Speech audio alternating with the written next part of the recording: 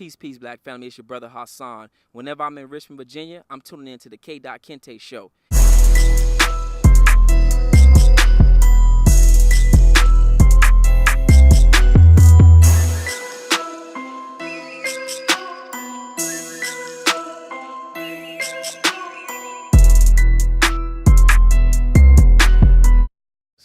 Kuta Kente, the conscious comedian, man. I'm with my brother Hassan, all the way from Dade County. So, I got to salute my brother right now for this coming down here, on the slave trail. As you see, the historical slave trail, Richmond, Virginia. We about to take this tour through this slave trail. My brother, I just want to thank you for this coming down here and sharing this experience that, our ancestors been through. Because like I said, a lot of brothers and sisters, they kind of forget that we're not African now. So, they kind of say, we're not African and different things. So this is the point right now, just to show people that we are African. I find it quite disrespectful when people, especially of our melanated hue, would degrade and denigrate what our ancestors been through by saying that we are not African. The history is obviously there, whether through the Caribbean, whether through the Americas, North and South. It shows that we are African people. When you study the history of Van Sertiman, right, who wrote the book They Came Before Columbus, you would see the presence of African people, But what our ancestors went through on those slave ships, going through this, what we consider the slave trail, as far as, the punishment that they endured, is disrespectful when you come along and say that we're not African, as if we didn't come from West Africa. So this thing is surreal, man. I can't imagine walking through this in the dead of night, being shackled up, the type of animals, like you can hear animals now, it's broad daylight. This is something that's eerie, man. Now we have industrialized lighting where everything's more, lighted at night. But imagine coming here into 1600s, shackled up in the middle of the night from a slave ship. Like, this is something we can't forget about our ancestors. This is something that we must always remember. We must walk the trail because we must live. We can't speak Sankofa. We must live Sankofa. We must go back to where we came from. A lot of Africans were shipped and sold off here. So I just encourage people to come here, soak up some of this history, especially about your ancestors, because we got a lot of people that talk about the ancestors, but it's not about the ancestors. Like I always said, we always had house niggas, and here's the proof, ladies and gentlemen. Here's the proof. Here's the proof. You got the house nigga right here holding the gun. You got the other house nigga right there holding the gun. So they actually had collaborators back in slavery days, too. You just see the proof. What you have to say about this, Brother Hassan? When it comes to collaborators come in all shapes and forms and fashions, right? Even with the American Revolution, you had collaborators. What was the gentleman that was like, the British are coming, who end up being a traitor, whatever like that, right? Yeah. See, what the problem is, the Europeans have learned to neutralize their traitors before they become a nuisance to their movement. We try to rekindle a brotherhood with the traitor and try to be like, oh, we could fix him. You can't fix a traitor. This is why the Haitian Revolution was so successful, because they took care of the traitors first. They were poisoning them and they were getting rid of them. You get what I'm saying? This is why South Africa was successful. We have to study that and see, listen, before they attacked the objective, they took care of the traitors. So we always going to have traitors. Asian people have traitors. Arabs have traitors. White people have traitors, but you got to take care of the traitors first before you want to establish any form of forward progress in the movement. Yes. That was deep. That was deep and powerful.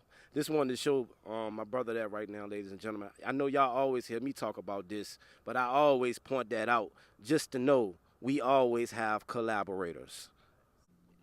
Just taking in the essence of being here during the daytime and trying to imagine how it feels to come to a new land at the bottom of a ship in the pitch of night, handcuffed and shackled after traveling for months on hand at sea is something that's frightening. Imagine what our ancestors been through. It's breathtaking to be here and to see, all the brush and the water. Even though the water is calm now, but It's amazing to be here, man. It's breathtaking. It's something that really set you back, that really make you appreciate what your ancestors have been through. The language we're speaking right now is not the language we spoke when we were in West Africa. The religion that we share is not the same religion that we practice in West Africa.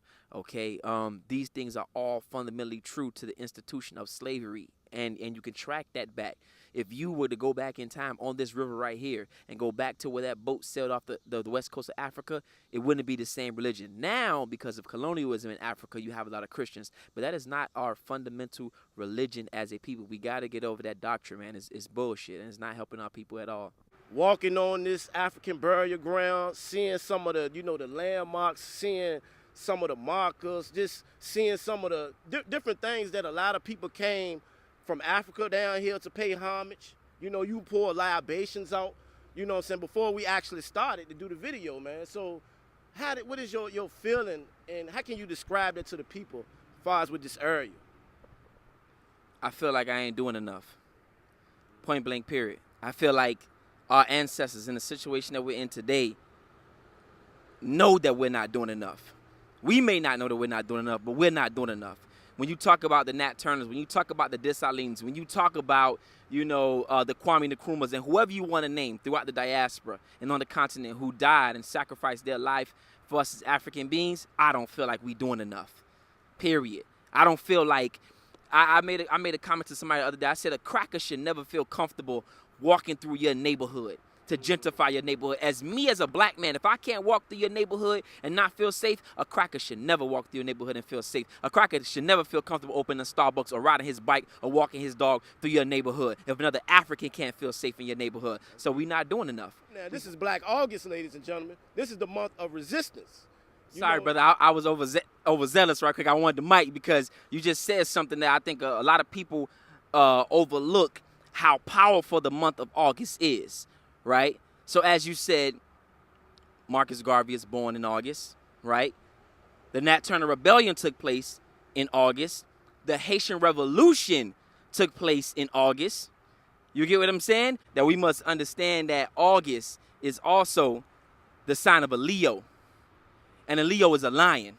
A lion represents African people or the African continent.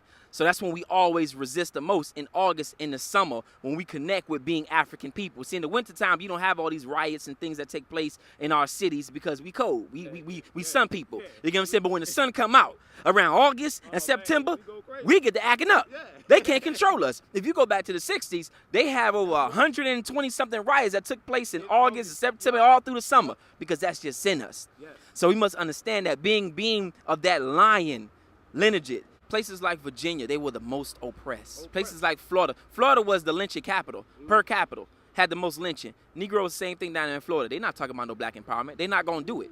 You get what I'm saying? So what these Europeans have done through genetic markers is put a level of fear in some of us because they put it into our ancestors. And now it lives inside of us. You know what I'm saying? Epigenetics. DNA is passed on. That's why somebody would say, man, you don't make that face. Your mama make a face like that. Well, that's something your daddy would say. Or you seem like your daddy, because DNA is information. And so when you produce a child, that child is now going to carry on certain attributes that you have within you. So some of our ancestors have been so tortured that now you got a whole bunch of coons running around. But then we have to understand that Haiti is, and I stand by this, the first Pan-African movement. The first country to put its natural resources, whether it be soldiers, whether it be money, whether it be agriculture, behind freeing other African people. And the only thing they asked in return is that you free your African slaves. They didn't say indigenous. They said free your African slaves. You can go enslave Africans in Haiti. It says it right on the marker. So, we have, ladies and gentlemen, this is me and my brother always say this is rich history we have down here, ladies and gentlemen. Rich history. And I want to say, like far as with me, I'm a new African, ladies and gentlemen. Shout out to the Republic of New Africa. You know what I'm saying? Because we don't big up Africa like at all no more. It's like we diss Africa, we ain't from Africa, we over here. I just gotta always give a shout out to that, because we always had a nation. Always. Let's not forget that. standing on the African burial ground. If you don't necessarily know you have a choice, then what is a choice without knowing you have a choice? Yeah. You get what I'm saying? You only know what you've been seeing. And these gentlemen right here, Gabriel Prosser, Nat Turner, they knew they had a choice because they knew about the Haitian Revolution. The first black, you could say republic if you like, but I would say kingdom. Because the first king was Jean-Jacques Dessalines, right? And so other Africans may have not known they had a choice. And that's okay. We here today. Slavery has been abolished. Now we got to wake our people up mentally. We got to get them off that mental enslavement.